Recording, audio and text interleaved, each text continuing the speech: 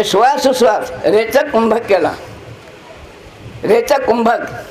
आणि याच्यामध्ये काय झालं, या रेचक कुंभकामुळं म्हणजे समुद्र मंथन केला, नवरत्न काढले.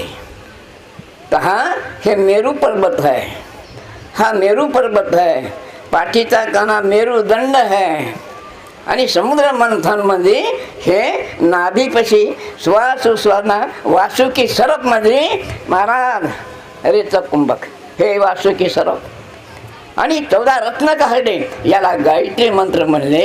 गायत्री मंत्र म्हणजे काय, गायीचे 9 रत्न, मांस, हाड, तिथं गवतेर, शेण आणि दही दूध असे 9 पदार्थ झाले. आणि हा श्वासोश्वासानं ऋषीमुनीनं गायत्रीची पदवी दिलेली. आज तुमच्या पुढे हे आता ह्या याच्यातून हे मंत्र मार्ग आहे, सहज मार्ग आहे माझा. कोणी राजयोग म्हणते, कोणी आणि धर्ममेघ समाधी.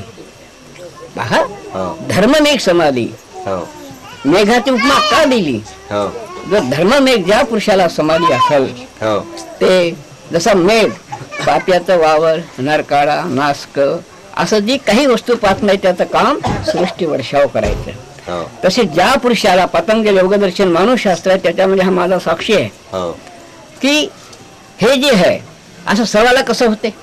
काही मी ऐकलो संताला, अरे बी टाका पण जरा काळी जमीन पाहून टाका. है ना, तुम्ही ऐकले चालले चर्चा ह्या. फवारणी करू नका, फवारणी करा का, गोट्यावर बी टाकू नका, म्हणजे शिष्य पाहून उपदेश द्या. है ना. पण इथं धर्ममेघ समाधी ज्या पुरुषाला असेल याला गोटा, खडक, संजीवनी हे त्याच्यामध्ये. संजीवनी हे रज तम सत्व 3 गुण आहे.